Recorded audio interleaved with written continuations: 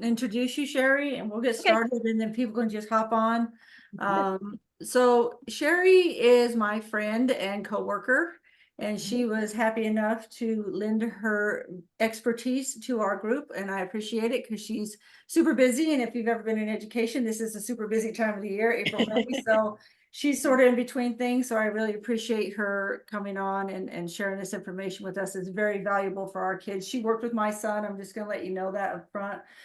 She may reference him a little bit in this, so that it's kind of relatable to FSHD and maybe what your kids, maybe you can take something from that for your kids. So Sheri is the transition specialist at for Andrada and Pantano and Vail Academy. It's 3 high schools here in the Vail area, which is kind of a suburb of Tucson. She's been doing this for about 2.5 years. Previous to that, she was a behavioral specialist for 6 years, and then she was a classroom science teacher for 10 years. I will tell you, Sheri is very, very good at what she does. And if you have any questions when she's given this presentation, please just raise your hand or put them in the chat, and then I'll kind of monitor that. A transition specialist, she's sort of the go-between, the liaison, if you will, and she'll explain it more in a bit. Yeah, I can She's a kind of liaison between the students and the vocational rehabilitation program. She really enjoys helping students navigate career exploration. She does all kinds of things with them, like practice applications, mock interviews, takes them on these trips to visit, colleges and the Caterpillar, proving grounds, and just all over the area to get them some exposure to potential careers. So with that, I will introduce you to Sheri. She has a short presentation. Like I said, please just interrupt or raise your hand in the chat, and we just want this to be conversational. Yeah, I'd love to, rather than wait till the end, I would love for you to ask questions as we're going. And honestly, Allie just said everything. So I think we're done here. We can go, right? You did a good job. So, well, it's good to be here. Like Allie said, we work together. I first think of Allie as a friend, and met her when I was Sam's transition specialist. But we've really forged a friendship, and it's exciting because it allows me to kind of see Sam as he continues his journey towards adulthood. When kids graduate, I don't see him again usually. So there's a bonus with that. But you want to go ahead and put the screen thingy up? And sure. I will share your screen.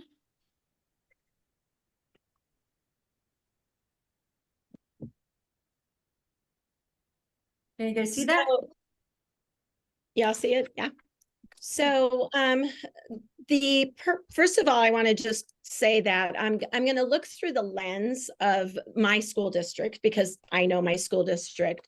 And so as I'm referencing things that I'm doing, that may or may not apply to your school districts, but when we're done here, we can talk about how you can find out if your school district offers these services, and if they don't, how you can get these services even if your school district doesn't offer a me on campus. That's kind of the benefit of what we do. But go ahead and go to the next slide. And she did a good job of introducing me. So instead of introducing myself again, before we go to the next slide, I'm actually going to pretend for a second that you are all parents in a 504 or an IEP meeting. Now, I don't know if your kids have IEPs or 504s, but that's the demographic of students that these services can be offered to. So I attend every single IEP or 504 in my school, and I think there's over 120 kids at our site that have either a 504 or an IEP. I go to a lot of meetings, and I do what I call my spiel, because not every kid who's on an IEP or a 504 is going to be under contract with me. And I go to these meetings, and my purpose is to present what this program is and let them know that it's not automatic. You don't automatically get it because your student has a disability, but you automatically get to apply for it. And so that's why I go to the meeting. So again, I'm going to pretend you're all the parents. And so I would just say, my name is Sheri Aiken. I am a transition specialist here at Andrada. And what that means is that I'm kind of the bridge between your student and vocational rehabilitation. If you don't know what VR is, let me give you a real brief history. VR is a state-funded government agency that was historically created actually during World War I to help returning veterans who had been disabled during a war to be able to rehabilitate, get training, find jobs. And so this program has been around for a very, very long time. Fast forward, we get past all the wars, and fewer and fewer veterans are needing the services, but the funding is there. And so, they sat and said, who else could this money help? This is for people with disability. And they realized that we have a whole demographic of young people who have disabilities that could absolutely, grow from this opportunity. So VR is now offered to students 14 and up.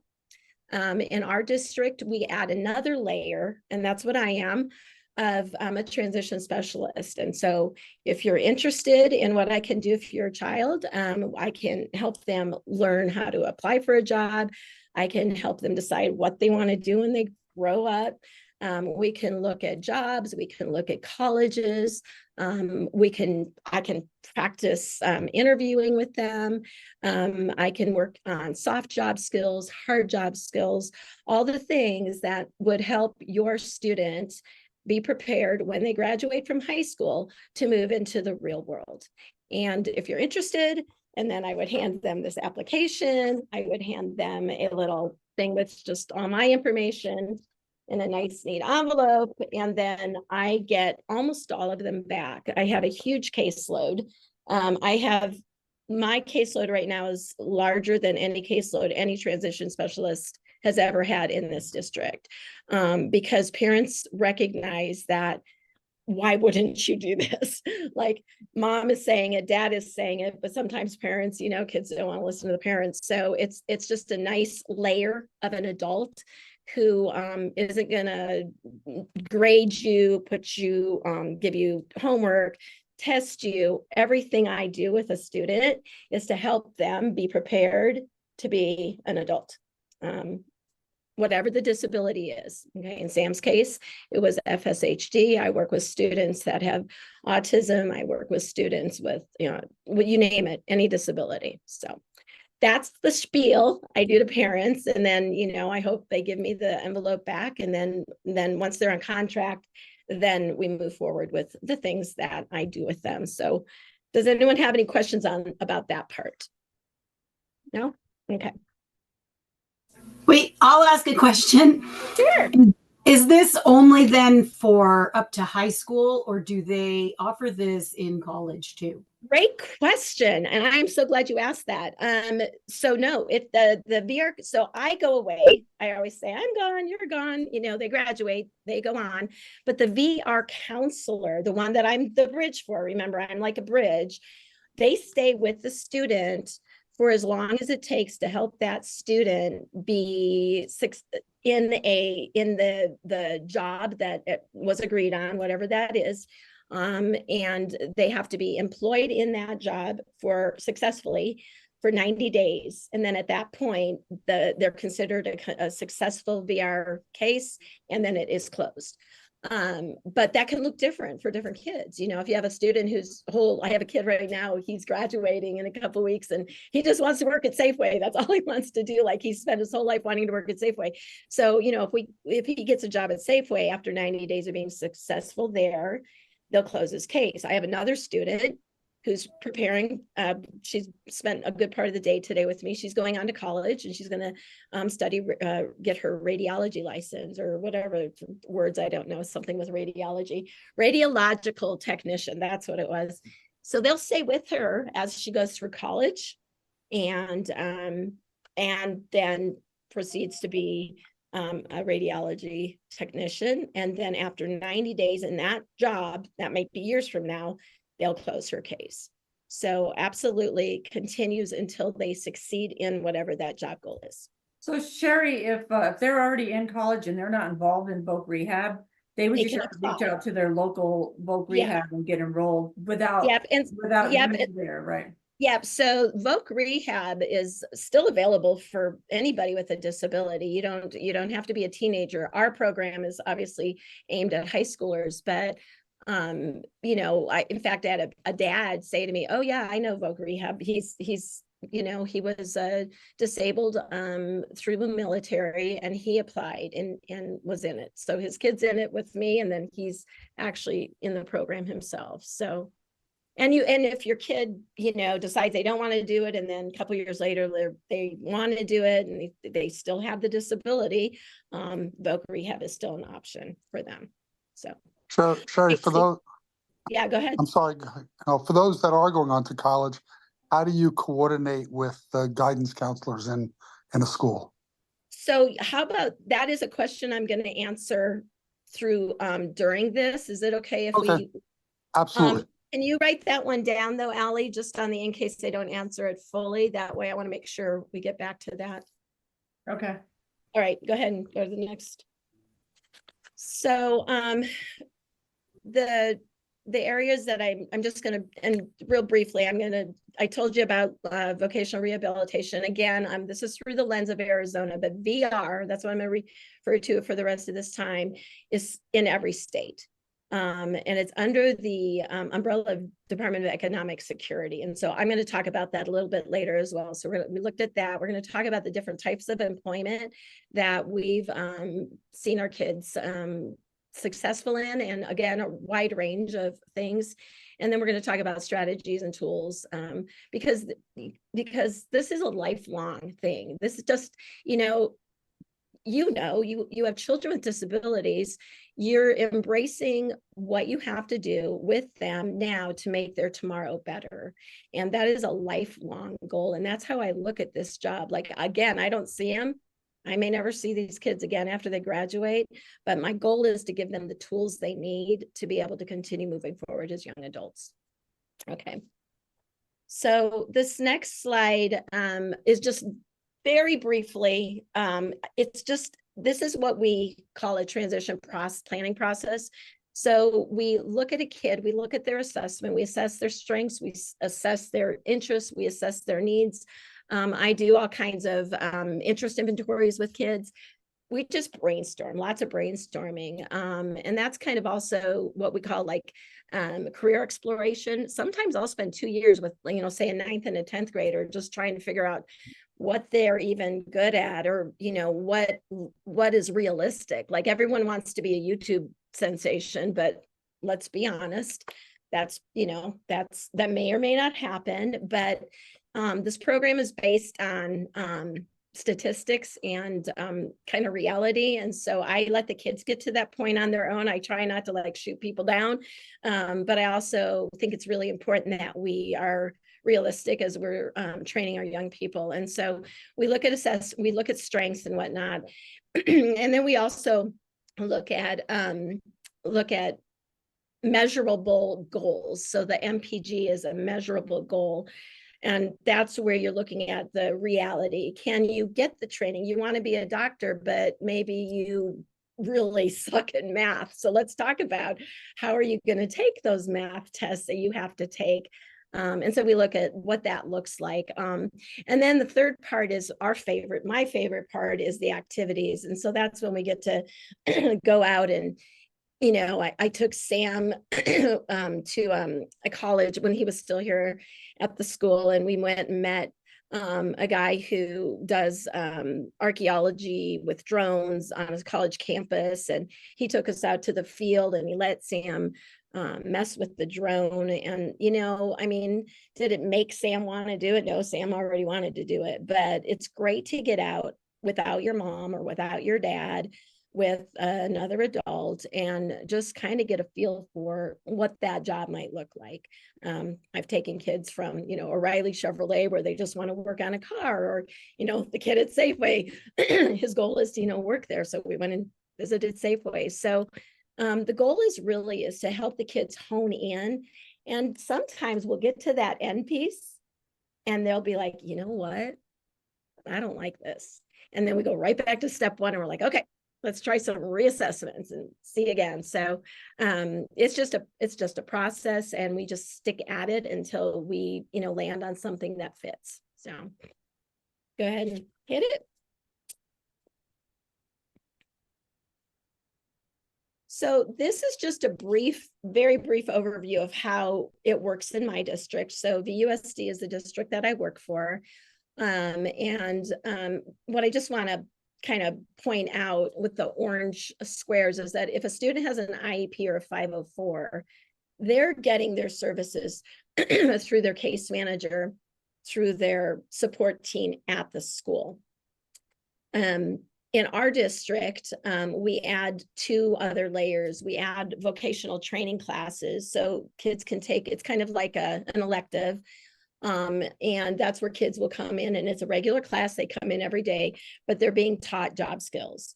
Not every kid that takes that class is going to work with me, which is the star on the bottom left, the transition specialist.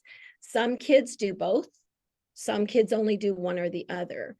The vocational training classes tend to be more for students who are probably not college bound, that are probably looking more at direct employment, and maybe kids who aren't taking the college bound type classes. So it's a great place for kids who just want to get a job after school. They're on an IEP or 504. For whatever disability, they're being taught how to work. Allie, that's what Allie did when she was here. She worked with the students in that class. At the same time, kids can apply for my program and get that one-on-one opportunity to really dig down and look at what they want to do and how to get there. So in our district, we offer those 2 things. In your districts, you may not offer the transition specialist piece or the voc training piece, but again, every kid on an IEP or 504 does have access to VR. It just might be a matter of you digging and finding that, which I can help you do that after. So. Hey, Sheri, I have a question for you. So let's say a kid, like your child goes through high school and they graduate and you never heard of voc rehab because no one ever told you about it. And now they're out of high school and they want to join VR or get involved with VR, and they won't have an IEP or a 504 at that point. Would they just need a doctor's note that like said what their disability was? Is that no? Well, no. With VR, you have to have a medical diagnosis. So, right. So you would have to have a medical right. medical so if you're, document. But they wouldn't have like an IEP because they've already graduated. Yeah. But if they brought a medical diagnosis from the doctor to the VR Yes. counselor, they'd say, I qualify because I have this. Yeah, they would, they would do what they do with our kids. You'd fill out the application, you would provide the medical piece, and then they do whatever they do with it. It takes about 30 days, and then they would, determine if the kid was eligible. So, yeah. So even if they've graduated and they've kind of missed the boat, so to speak, right, help to this, yes. they can still get involved with VR, just use the contact VR directly. Okay. Absolutely. Yep, absolutely. Yep. Okay. All right. Any questions on that one? That was more, about my school district, and I thought about taking that slide out, but I think it's, it's good for you to kind of see where I'm coming from. And then it kind of gives you a place to aim for maybe in your own area. So this next slide, basically just the things that we do, as we call our program TSW, or, transition from school to work. That again is the department that Allie worked with.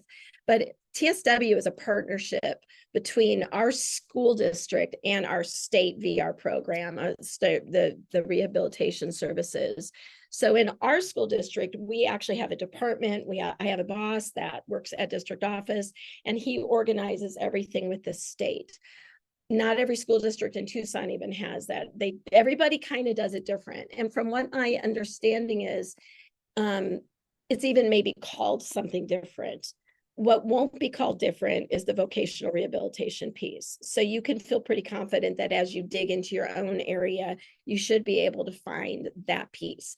The transition specialist or the transition from school to work, that's that's specific to our program. Now, a lot of programs do refer to it as that across the country, but that's not, a legal term for it. And then again, we're looking at kids with any disability can apply for this. So, a kid on a 504 may have, my daughter had a nerve missing on the left side of her eye. Nothing else about her was would have said that she needed that service, but she qualified for it. And if she qualifies for it, then she can apply for the program. Again, we're talking high school. And I don't know if everyone in this group has got high school age kids or if they've graduated, but if you have middle school age kids, the age is 14 that you can apply for this program. So, okay, next slide. So this is really the heart of my whole presentation. So everything you see on the left, which is what I do, are the things that I'll do with a student over the course of the years I have them. I have a kid who just got on contract and he's graduating in 6 weeks. So I look at what I want to do and I'm like, okay, well, we got to apply for FAFSA real quick and I need to help him write a resume real quick. He's already very aware of his disability. So I'll go through and figure out how to prioritize in the very limited time I have with him. When I get a kid on contract with me as a freshman or sophomore, I love it because then we just take our time. I build a relationship with them. I'm their advocate here on campus. And we slowly work into a place where they're confident to be able to do a practice interview. A lot of kids come to me with a disability that maybe hasn't allowed them to have a voice. And, we see that all the time. I think that what's special about this program is they have a voice, and don't take this wrong, parents, but it's their voice. So in other words, when I have a kid come to me and we talk about what they want to do when they grow up, and they tell me they want to, I'm going to use Allie as an example because it's not true. Sam wants to fly drones. Well, not all parents are on board with what their kid wants to do. And what's nice about this is that it gives the kid a voice and an opportunity to connect with an adult who hears what they're saying and will help guide them to what it is that they want to do. And again, it has to be realistic. VR, excuse me, VR isn't going to fund your child buying a van to live the van life and edit people's research papers. That somebody tried that last year and we're like, nah, well, I want the van life too. So, like buy me a van and, let me edit papers. So there's a level where we have to look at like, okay, let's see how many jobs are in Arizona. You want to be a drone operator. Let's see how many jobs are in Arizona for drone operators. You want to be a chiropractor. We had a young man, he wasn't on my caseload, but in our district too. Had a pretty severe learning disability, but worked really hard. And it's taken him, I think, 10 years. VR stuck by his side, and he's just recently received his doctorate in chiropractic. And so, it's just that really hard work with these kids and their voices are heard. And so a lot of what we do has to do with just making that connection with the student. I'll involve a parent if a parent feels like they need to be involved. And I'm not opposed to that. I have six of my own children. And so I absolutely value parent input.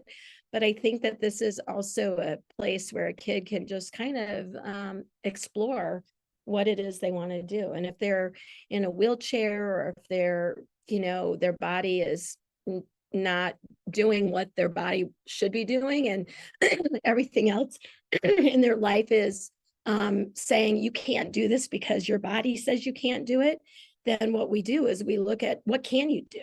What are you good at? because I can't be a football player. I can't run fast enough. I can't tackle anyone.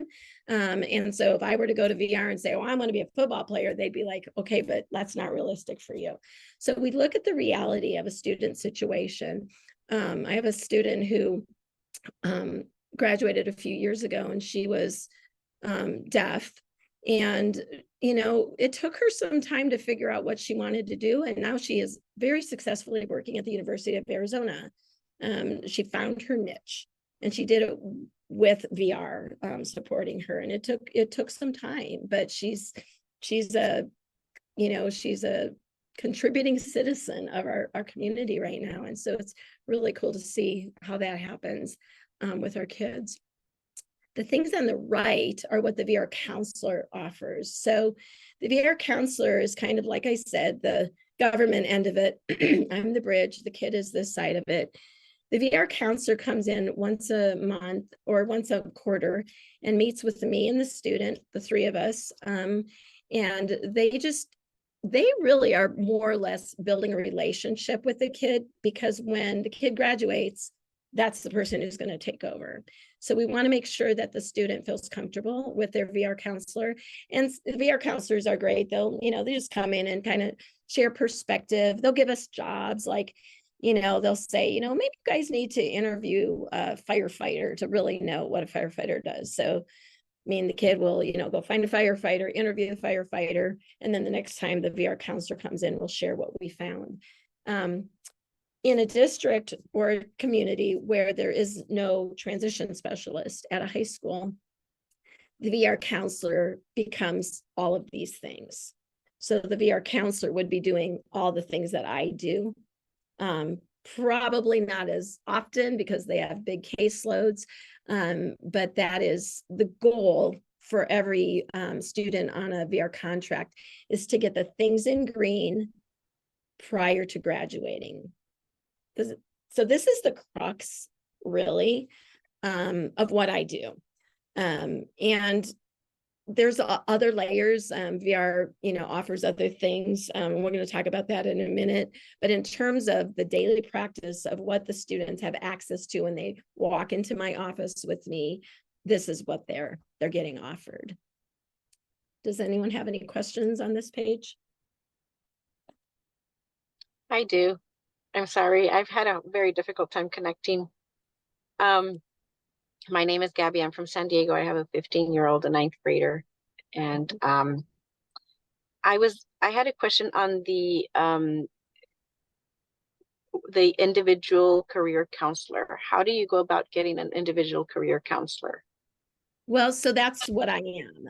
I one-on-one with the kids in order to come up with a plan to aim towards a career.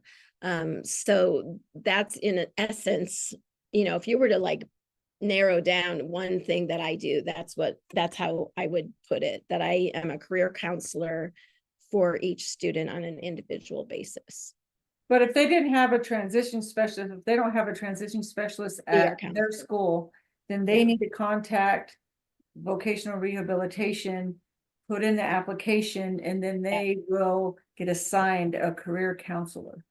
So the VR counselor is actually a career counselor. They actually are counselors. If you look on the right side where it says job coach, once the student has a VR counselor, they write a plan. If your student has an IEP, you know what that is, an individual education plan. For VR, it's called an IPE, which I don't know why they couldn't have come up with a better name, but it's an individual plan of employment. And so the VR counselor will sit down and, once it's determined, at this point, what the student is thinking they want to do when they graduate from high school, the VR counselor, once they've graduated from high school, actually hire job coaches for the young people.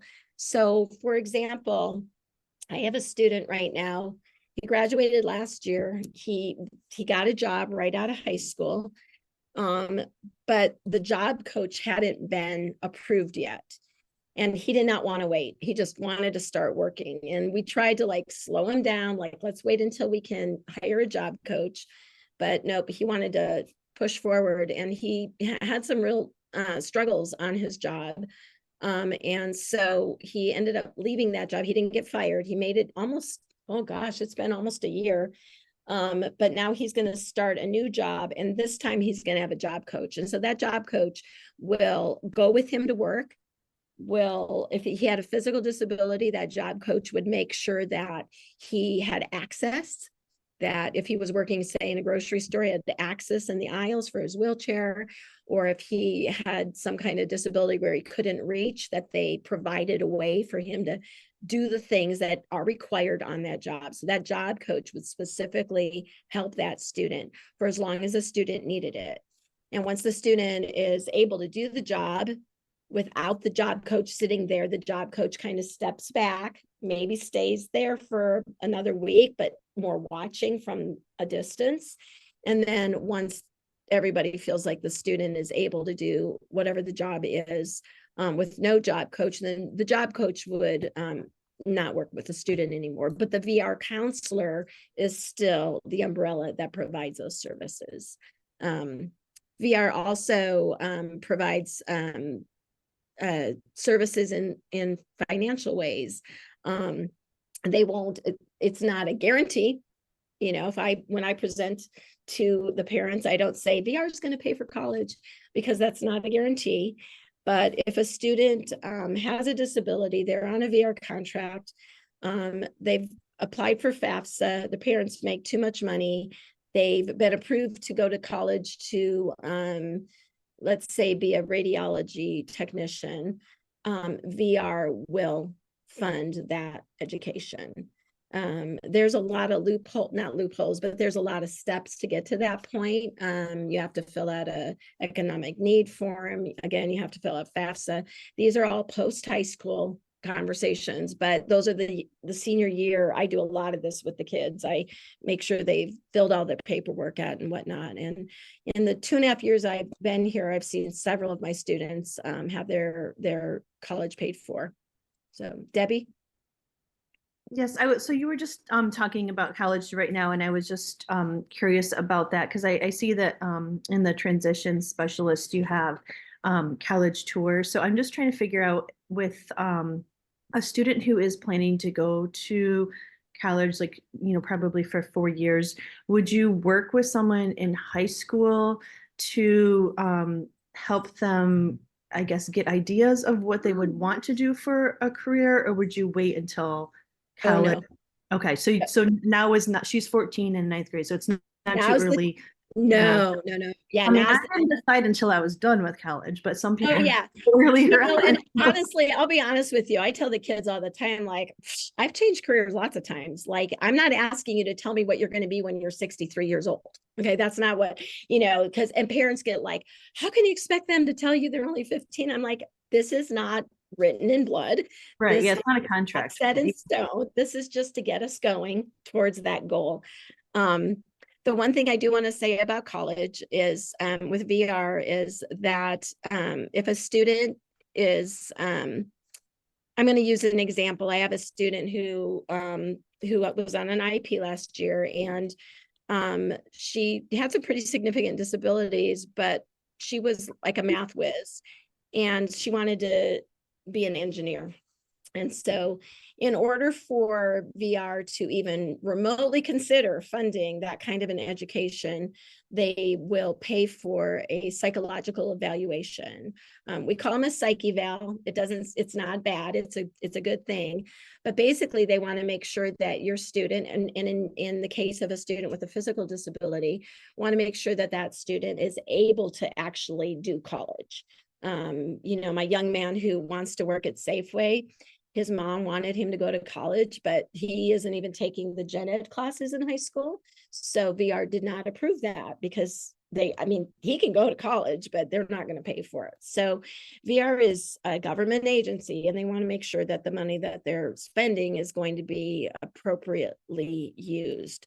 So if you have a student like Sam, who's, has a physical disability, but no cognitive impairment, his evaluation proved that, and then if now in Sam's case, because there's no like college degree in drone operators.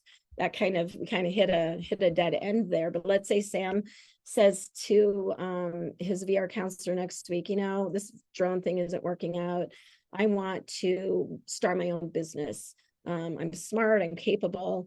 I want to get my degree in business. They would make a determination based on his ability, and I don't know that they would approve it, but what I see is they often do move forward with those kind of degrees if the student is capable. They also only start off at the community college level. Like, they aren't going to send a kid to a four-year college when they can get their first 2 years at a community college. So they treat it like a kind of a parent would do, like, okay, well, I'll pay for it, but you're going to go to community college first. And then let's talk after those 2 years if this is still your plan. And if it is, then that's when we see them go ahead and help. So my young lady is at NAU now and working on her engineering degree. So funded by. So Maggie, I don't know, she has a question, maybe she can help a little bit more with it, but I think our question is because she's at a parochial school, so I'm guessing that they do not have a transition specialist, so we would probably have to go the other route. So is that something, and we live in Michigan, so is that with the state, or how, like she's now that she's listening to you, she's like, I want her. So yes, I would at the very last slide, and you guys are going to be able to access this, right, Allie, afterwards. Yeah. You know, you have the umbrella of the IDEA. Those are the laws that protect our kids. Our kids with disabilities have these rights, and the states that the government says these are your rights. Included in that is vocational rehabilitation, kind of an offshoot. So my suggestion would be is to get on your government website and start at the Department of Economic Security, because that is the umbrella in Arizona for vocational rehabilitation. I don't know in every state what it is. I was actually thinking, oh, I wonder if I could just like Google, but I couldn't find any like clear way to do it. So just start at your state, DES, look for vocational rehabilitation, and you'll see stuff on there about, you know, military and all that, but that is the same program. It's the same program. And it's offered to every student 14 and up that has a disability, a diagnosed disability. So that would be my suggestion. Thank you. It's a Yeah. federal program that falls under the Department of Education, and then it's administered at the next level by the state, correct, Sheri? Yeah. Yeah. Well, it's actually through DES, At the like state. Department of Economic Security. Yeah. Yep. Even I don't have a a transition specialist or at my school, would I still be able to get like the someone to help decide or like go through different career choices that I'd be interested in and like tour things to see if it would be something that I would like to do? Yeah, that would be a school thing. You know, I have kids who aren't on IEPs and 504s that come to my office all the time and beg me to work with them. But that is really a career counselor, or like a school guidance counselor job to do. If they don't have a transition specialist, someone should be doing that with you at your school. If not, then, you know, maybe that's something that you can ask for. It's a valuable thing for our students to have access to, and you want it. So who wouldn't want to help you with that?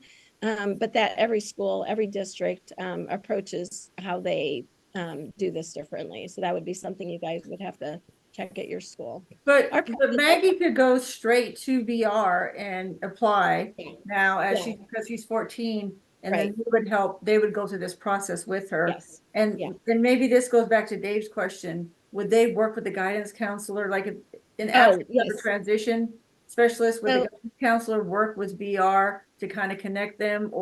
But she could get all the services that you're providing straight from VR, right? Through the VR counselor. So if the district hasn't set up, thank you for bringing up Dave's question. As far as I know, if the school itself doesn't have a relationship and a program with VR, then typically your guidance counselor probably won't know anything about it. I know our guidance counselors here on my campus don't understand this program. Like when I first started it, they were like, wait, so you're a counselor? Like what exactly, who are you? You know? And now that we've bonded and built relationships, they understand this program, but they don't advocate for it in terms of with their own students. I go to the meetings, I present it, and we'll work together, but they, I doubt, would work independently with VR. But you know, every district's different. I mean, you know, you may find out that that is exactly how it works in your district, that your guidance counselors work with VR. I just, that's not how it's done here or in our entire county. So I'm just not sure it's possible, but I've never heard of it that way. But she could still sign up for VR Yeah, directly through her mom, Oh, and yeah. they would give Oh, her yeah. all, But I they mean, would just help her explore careers and all that right. without. But just answering Dave's question in terms Right. of VR working with like the guidance counselors, that I've not seen before.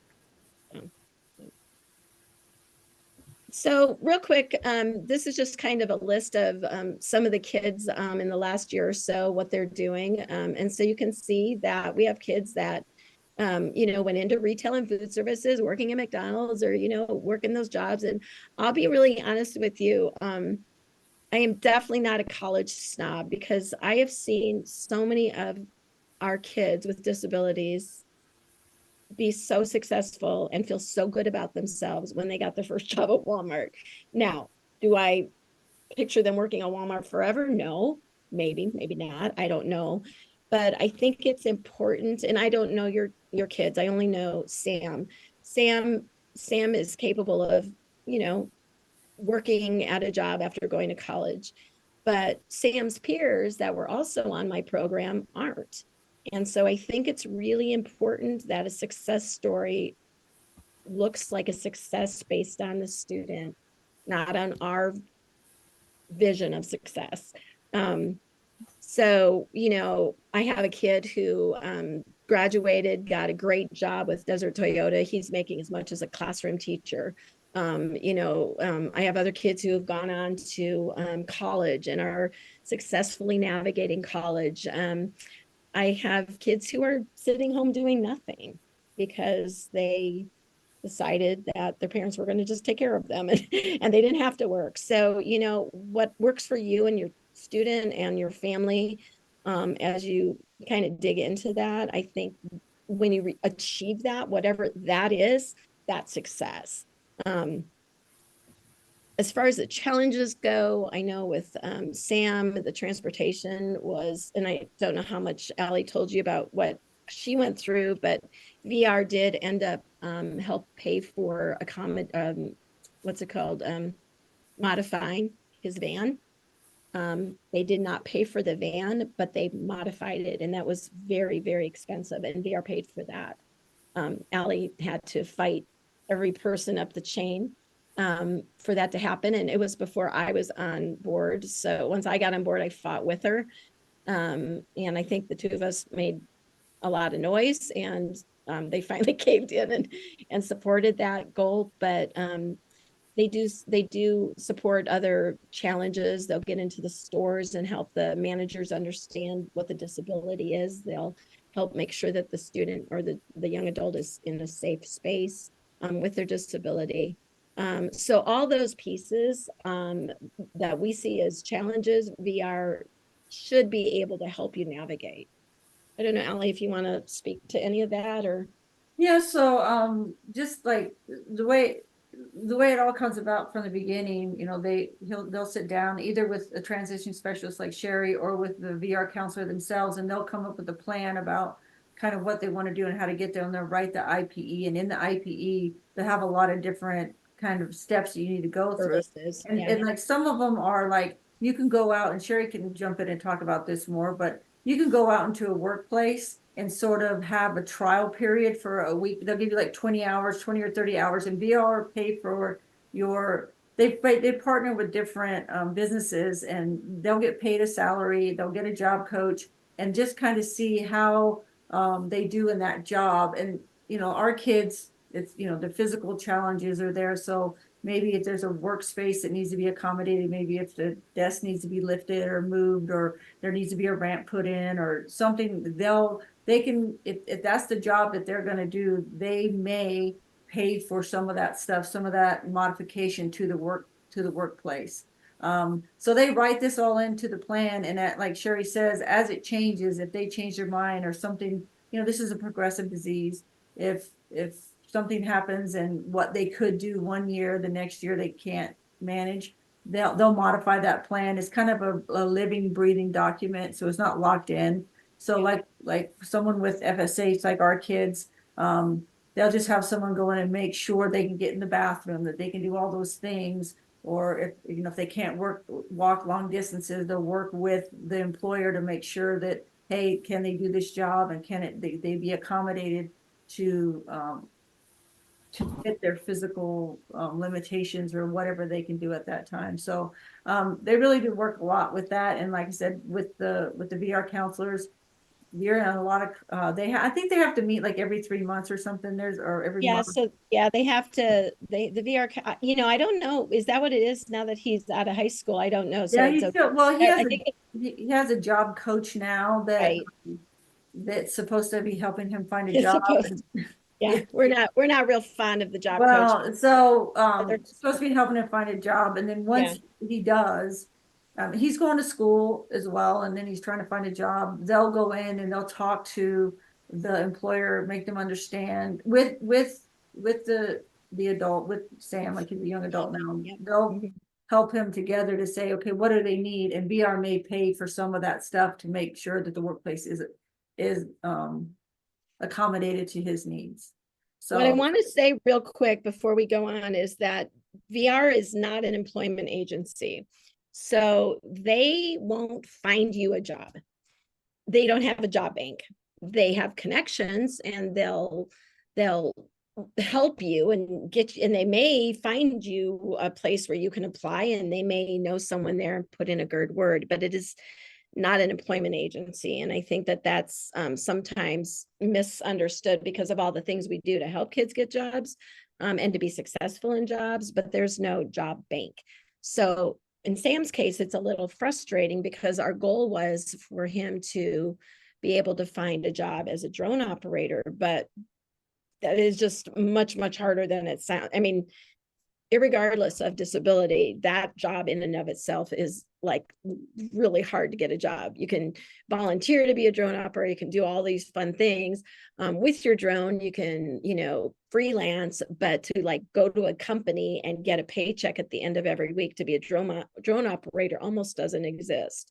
And so that's where, when you have a job goal, VR will do their best to help you, but it doesn't always pan out. And in Sam's case, he has a supportive family, and a place to live and a van, and he's going to college. And so there's no dire need to get a job working with drones. He's going to navigate a new job, or a new idea. But if the job is something that a student can, a young person can do after they graduate from high school, VR will do everything they can to help you get to that point. They just can't hand you a job. I guess that's important for me to speak. So I saw somebody chatted. Let me see what that says. oh, sorry, I was supposed to watch that. It's okay. Oh. So you're going to, VR is through your state. So you're going to get online, and I would just type in Vocational Rehabilitation, Michigan, and find a number and give them a call, and you should be able to connect with someone. So if you don't have it in your school district, if you want to know if you have it in your school district, you can call your district office, your special ed department, and ask if they have a program for students with disabilities that is tied to vocational rehabilitation. And if they say what, that means they don't. And if they're like, oh yeah, let me connect you, because if they don't know what it is, it's a pretty good bet that they don't have the program at their school. So Thank you. You're welcome. And the other thing I will tell you is they're not used to working with very young kids, like 16, 17, if there's not a transition specialist there. So the parent sort of has to be the advocate for that, to say, hey, they want to get involved in this, and they're young, but they're exploring, so that when they get out of school, they're ready to launch. There's not that lag there. Right. Yeah. I mean, if the school doesn't have a me there to kind of buffer handle both pieces of it, I don't know what that looks like, but I know the service is there. The service is there. It's a government funded program that your kids have the right to access. And that's what matters. And you have a right to find out and apply and get in the program and take advantage of everything they have to offer. And, hopefully you'll find someone like me, Maggie, so that you can feel comfortable and figure out what you want to do. But if you don't have that, then that's where I think Allie's right. I think at that point, the parent needs to obviously do what you always do, which is advocate for your kids. So, Sheri, go ahead. confused about one thing. The program is a state program, but is it federally funded or is it state funded? It's a federal funded program. So everybody has access to this. The Yes. question is, how does your state deal with it? Yes. And then even Okay. smaller, how does your district deal with it within your state? So yes, exactly. Yeah, good question. So we've talked about this, so it's probably nothing I need to really go over, but I think self-advocacy with our kids is really important, irregardless of the disability. If a student is nonverbal and he has a right to be heard. And I have students that are nonverbal, and we figure out how to communicate with those students. Now, the thing about this program is that the goal is for the student to be able to be employed after they go through the program. So if you have a student who's had such a severe disability that they weren't able to care for themselves at all, then they probably would not be approved for this program, because the goal is that they would be independently able to be employed. So I think that's also important. But if you applied for the program in your own states, those would be the conversations you would have with your local VR counselors. So again, I don't work for VR, I work for the district, and I just represent what they do. So these are just real quick, just some, I'm going to have you focus on one thing, and I want you to look up at the top right corner. It's called ONET Online. Google it, bookmark it. This is what we use to determine if a student is ready for a job, right for that job. Is it the job that they want? Are they willing to go through the training? What's it going to cost? How much money do people in your state make? How many jobs in your state are available? If you live in LA and you want to be an actor, there's jobs. If you live in Arizona and you want to be an actor, there are no jobs. So ONET Online is the online website that VR uses to determine if a student will be successful in a job that they want to do in their state. I had a kid who wanted to work on an oil rig in Alaska. Well, guess what? They didn't approve him because we're not in Alaska, we're in Arizona. And so, that is the website and I love this website. I use it for my own kids, just because it's a great website. So if you go on there, you can type in what you want to do, and you can look at all the stats. There's also a really cool thing called an interest profiler. Have your kid take it, and it gives them an idea of, like, you think you're interested in this, but look, you're really strong in this area. So that's the biggest thing on that slide. So yeah, make sure you go back and look at that. And I know we're running out of time. All right. So go to the busy page. Next one. So I'm not going to read it to you, and it's too small to read anyhow, but I want you to have access to this. This is what I was talking about. So the IDEA, that's the piece there that you all know about. That middle section is the green. That's kind of what the Voc Rehab has to offer. And then again, I'm under them as a transition specialist, and I'm implementing their program here on this campus. But that kind of goes through all the things that the services that they have, what they can do for you, when is it. Nice to meet you, Dave. Thanks for coming. And then the yellow category, you guys can not worry about. That's DDD. I don't know if you've heard of DDD before, but it's for people with more developmental disabilities or cognitive disabilities. So that's just part of this presentation, and I didn't want to have to hassle with removing it, but you can ignore the yellow piece. So that green piece, though, is the part that you want to really look at. Can you click the next slide?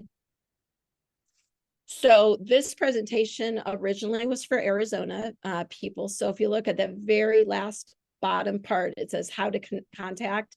And that's where we would give you, if you were in Arizona, the information to find out more information. But again, no, VR actually goes beyond 22. My understanding is, depending on job placement and job opportunity. But when you meet with a VR counselor, find that out specifically. I work with kids only through high school, and I have kids who are in the program that are in their 20s. So I'm not real sure how that cutoff happens, but when you apply, you have to be between 14 and 22. So that's a question I can't answer. But I know VR is available to people who are older than 22. So you probably would just have to change case managers to like the adult case manager at that point. Okay. So I would just really encourage you to dig into your own state, Google it, and find what you can find. And then if you have questions about it, the next slide has my phone number and my work email, and I'd be happy to talk to you or email communicate, or get in touch with Allie, and she can probably answer all the things I can answer. So. I have a question. Sure. I know I have to do my research, but I was wondering if there was a place that we could go to. My daughter really aspires to get into college. If there's a place where I can find the colleges that are more, you know, friendlier and ADA with more services for her. Mm-hmm. That's a good question. I don't know, Allie, have you ever heard of anything specific that would break down college? I have, I I know that, I think by law, they all have to be Yeah. ADA compliant. Yeah, I was And gonna they say, all have, like, they all have a disability center, like Pima, where my son goes, Pima Community College. They have a center there where, like, if you have a disability, you kind of go and register with them, and then they sort of help you, they're your go-between. So like Sam needs a raised desk in college, so he went and registered with them. We had to give him the medical diagnosis because he's an adult now, and Yeah. they coordinated with the teachers to make sure that the classrooms were accessible to him. And every college has that. Yeah, they have like a disability office. Yeah, if you go on any college website and you type in the search bar disability, there's going to be a division at that college. Ours is access to disability and resources. At the U of A, it's DRC. I'm not sure, Disability Resource Center. Mm-hmm. Every college calls it something different, but it basically falls under the IDEA. Are there colleges that are more friendly to students with disabilities? Maybe, but the IDEA makes sure that every school has those things, like by law. But that's kind of what a VR counselor could do with you, is sit down and like look at those jobs, look at those colleges. What do they have? What does my student need? Do they offer those things? But yeah, I think it would just be like wherever, in part of your school exploration, just look at that. Like, I know the U of A has a really high paraplegic sort of population, because they have a big program for intramural sports at the U of A. So they have like a gym that's wheelchair friendly, and they have all these things, and people come from all over the country to the U of A because they have this program. And I'm sure there's a lot of other universities and colleges out there that have it, but every college will have some office that will help with disabilities, and you can call them and they would tell you more. Like, they might even be able to give you demographics, like 10% of our, our school population is disabled, or whatever the case may be. Right. So that's right. just part of, like, when you're looking for Yeah. a school, something that you would Yeah. have to just sort of invest And in. those are, the thing is, for me, so our kids only are, VR is going to support them in our local colleges. So I'm very familiar with our 2 colleges here in Tucson, and a little bit of the colleges up in northern Arizona. But beyond that, I don't know, because those are colleges I don't deal with. But the VR counselor in those states would know those things. So that would be your first bet to do. Yeah. Does that answer your question? Yes, thank you so much. All of this is valuable information. Are you going to have something like this again? We can, yeah, it's what the parents want. We're here to support you and help you and support your kids. So, I'm always open to suggestions on what you need. And, it's a big program, and Sheri has a lot of knowledge, and she knows a lot of things, and it's like way too much to even talk about in an hour. I know, So I'm like, if you want a part 2, and if you want something specific, well, you know what we could do, Allie, is Maybe we get a could maybe share a screen and dig in and look at some of these states, and I could help navigate different, like, in Michigan, what can we find? Well, let's Yes, look at that the would be school great. district. Yeah, I'd be And we open could- to do And that. I could maybe even ask one of the VR counselors, the actual VR counselors that works with our Yeah. school, and ask them if they want to come on and be a guest, and they could answer more like VR. I have the stuff, perfect one. right? Yes. So Yeah. I think we're thinking of the same one Yes, probably. But absolutely. maybe I can get her on if this is something you guys are interested Yes. in. She could come on and give some more Yeah. VR specific things. Yeah. Because, again, Sheri works very closely with VR, but she isn't VR. And she knows all about the VR programs, but it's hard for her to speak as a VR person. So we could maybe bring in a VR, someone who actually works for the program, and bring them on as a guest, if that's something you're interested in, for sure. Yeah, I think Yeah, that's I think that would be awesome. Okay, we could do that. I can set that up. Well, Sheri can help me set it up, right, Sheri? Yes, I Yeah, I can. think this is great. I mean, I just had like no idea to even like start thinking about this for a 9th grader. So thank you. I have already started thinking about it Okay. like years ago. Hey, Maggie, just jump on a plane, come on to Tucson. I've been We'll trying to connect. get them out here. I know. I'm so We're gonna have to. excited. I want to like tour jobs and stuff. That would be so fun. Yeah, it's really You know, fun. I was Every so time I go naive. on a tour, every time I take kids on a tour, every single time, I'm like, man, I wish I had done this. Like, Right. I go, whatever the job is, I'm like, why didn't I know about this job when I was 18? You know, so Right. there's just so many cool jobs out there. So, Right, and I was so naive when they first approached me about it for a VR, when Sam was a freshman. They're like, maybe you can get this program. I'm like, he's in a wheelchair, and I'm like, will he qualify? Like, I didn't know, and they're like, yeah, I think so. I think Yeah. he qualified, because I knew nothing about it, and so I learned a lot over the 4 years. So, once you know, like GI Joe, knowing's half the battle, right? So once you know, you just got to dig in and send me your questions. You guys all have my email address, I think, or you have Sheri's. Send your questions, and if you want, we can get another VR counselor on here, and we can explore this some more. And I know Sheri's very generous with her time, and she's a professional, and she loves the kids, and she loves what she does. And I know she'll help me out answering any questions that I would love have. to. So, and help I you love guys. Sam too. So oh, this one's for Sam. Oh, thank you so much, Allie and Sheri. This is wonderful.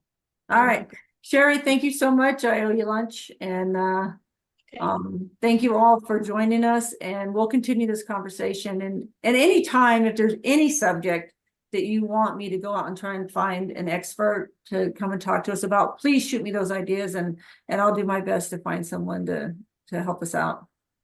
Can we do it after school so I can come too? Absolutely, Maggie. Your wish is my demand, girl. I'm already researching. Oh no. Okay, good. Love Hey, this I'm gonna girl. see- Come on. I So want to think work about with it. you. Yeah. Good for Thank you. You remind me of my daughter so much. Oh, I love We it. should meet sometime or talk because she's in 9th grade, right? I thought you said that. She is. She's in 9th grade. Me too. That's so cool. So cool. All right, Sheri, thank you so much for your time. I don't want Thank to hold you. you. I know you're pressed for time and you're very busy. Well, so I have thank you. another meeting in like 10 minutes. So Yeah, I'm gonna. okay, thank you so much. Okay. All right. Bye. All right. Nice to meet you all. Bye.